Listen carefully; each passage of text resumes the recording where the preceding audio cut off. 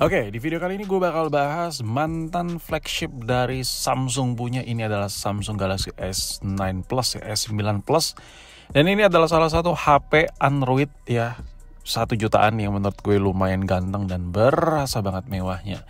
Nah, gue bakal coba comparing dengan Android murah ya dari Itel S23 Plus ya, dengan harga 1 jutaan juga. Kira-kira bagus mana nih? Mendingan lu beli mantan flagship tapi agak sedikit berumur handphonenya, atau beli HP yang lebih baru tapi bukan flagship yang which is nih bentuknya sama. Nah kebetulan itu gue udah pernah bahas ya, antara Samsung S9 Plus dengan Itel S23 Plus.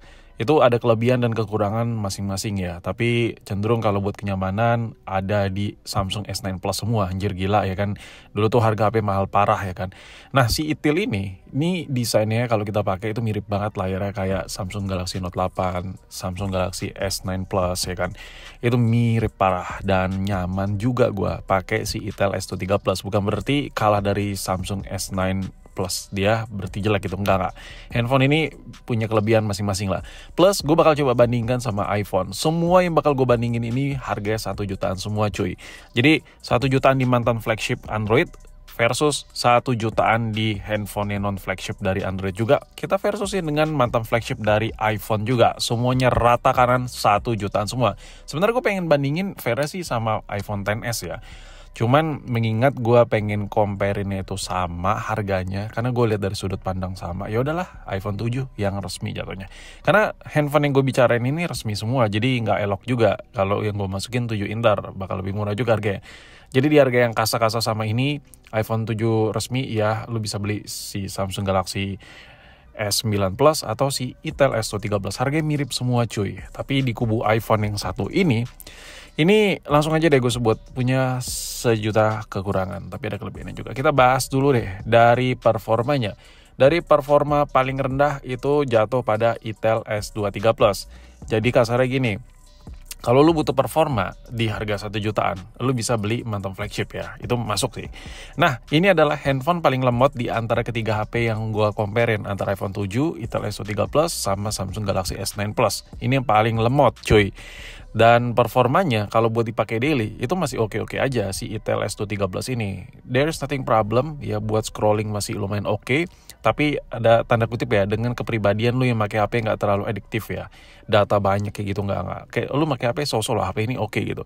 Dan looknya ini elegan sekali look ya, layar Edge begini berlapis dengan layar AMOLED punya, ini enak sekali.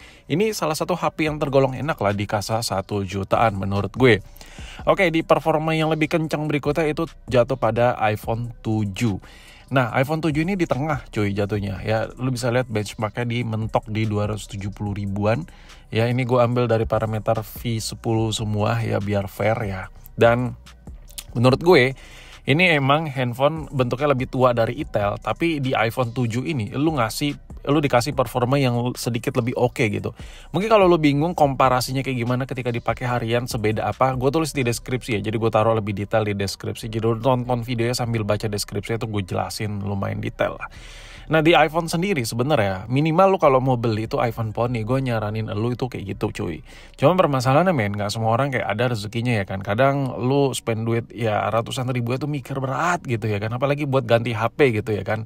Di zaman yang serba perang sana perang sini, oke? Nah, si iPhone 7 sendiri ini cocok banget buat lu yang mungkin bagi sebagian lu, gue tahu, I know, buat lu yang lagi pegang kayak iPhone 12, 13, 14 ya anjir, apa sih ini iPhone 7? Ampas gitu.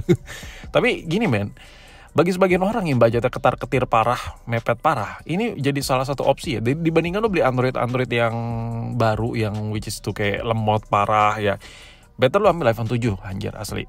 Nah, berikutnya yang paling kencang adalah si Samsung Galaxy S9 Plus. Jadi clear ya, di budget per 1 jutaan ini, lu kalau pilih mantan flagship dari Samsung itu masih masuk di logika. Karena performanya dari beberapa handphone yang kita bandingkan ini, dia yang termasuk paling oke ya kan. Dia 380 ribuan. So kesimpulan gue untuk masalah performa buat lu yang mungkin ada kebutuhan pakai HP, ya gue tahu lah HP 1 jutaan buat pakai ngegame apa sih ya. Maksud gue kayak lu ngegame ringan pakai HP yang yang bikin lu kayak lebih oke gitu mainnya, kayak nggak terlalu parah, nggak terlalu beban, ya lu bisa ambil dari mantan flagship Samsung. Tapi kalau lu yang butuh performanya nggak terlalu ngedrop tapi ya kayak pengen lebih oke gitu, di iPhone bisa. Nah, si Samsung ini kalau kita ngomongin display, ini yang paling terbaik di antara 3 handphone yang lagi kita bahas ini. Ya, jujur. Ini poin yang kedua ya. Poin yang pertama, Samsung menang di performa. Poin yang kedua, Samsung menang di displaynya. Lo bayangin, sebenarnya udah all in ya, udah all in paket ya. Cuman kalau kita bandingkan dengan iPhone, ya di harga yang kita paksain setara dengan level si harga Samsung Galaxy S9 Plus ini, meskipun sama-sama under 2 juta, itu iPhone udah dapat storage yang lumayan besar. Sedangkan si Samsung ini cuma 64 GB. iPhone punya kelebihan di situ. Nah, kalau layar itel ini menurut gue kan tadi gue bilang di awal, Bang, tadi lo bilang kan layar itel S13 ini mirip kayak Samsung Galaxy S9 Plus sama si Samsung Galaxy Note 8. Iya, betul. Layar Edge AMOLED punya, cuman kalau kita lihat spek di atas kertas, ini resolusi pixel biasa saja, PPI-nya biasa saja, tapi please no complain karena ini HP murah, boy. Ini HP murah dan lo beli handphone ini dikasih bonus layar yang seperti ala-ala flagship punya. Layarnya bening parah, enak banget buat nonton video, puas banget. Gue nonton video pakai HP ini puas sekali, cuy. Puas sekali, men. Enak banget. Jadi layar yang paling bagus di antara ketiga handphone ini, yang pertama urutannya Samsung Galaxy S9 Plus, yang kedua Itel S23 Plus. Si Ipong ke laut saja. Enggak, ada kelebihan, tetap ada kelebihan di balik kekurangannya. Tapi kalau kita bacotin layar Itel S23 ini kelebihan yang ada di iPhone apa sih? Kan kalau dibandingkan Samsung kalah dia. Kelebihannya apa? Oh iya, layar AMOLED, cuy. Layar AMOLED dan layarnya lebih besar ketimbang iPhone. Lalu tadi kan lu bilang kekurangannya banyak nih iPhone, tapi ada kelebihan di balik kekurangan. Apa kelebihan layar iPhone?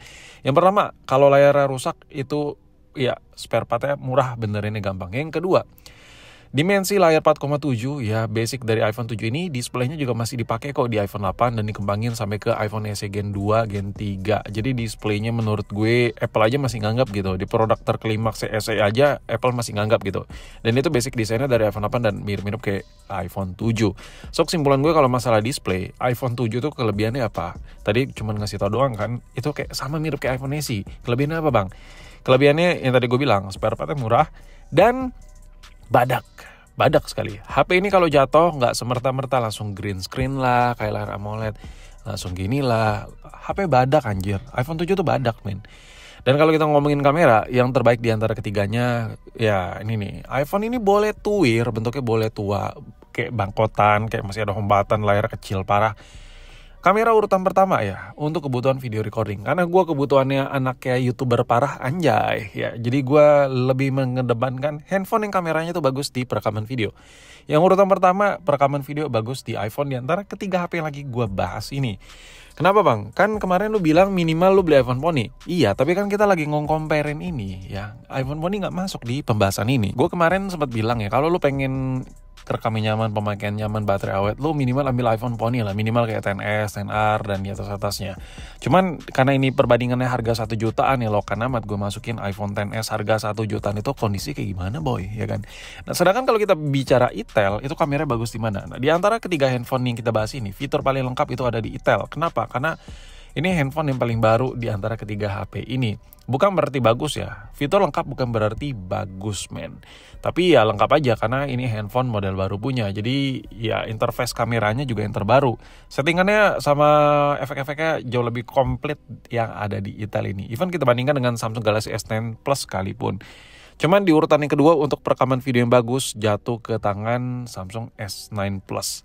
Di urutan ketiga, ya apalagi kalau bukan si Itel S23 ini. Tapi kalau lo nanya model, ya ini modern parah. Gue bisa bilang kalau lo yang ngincar modern yang kekinian, Itel urutan nomor 1 untuk desain kamera. Dia boba ya. Tapi kalau kita balik lagi bahas untuk kamera S9 Plus itu sebagus apa, dia bisa dibilang untuk hasil jepretan, hasil foto itu perfect sekali.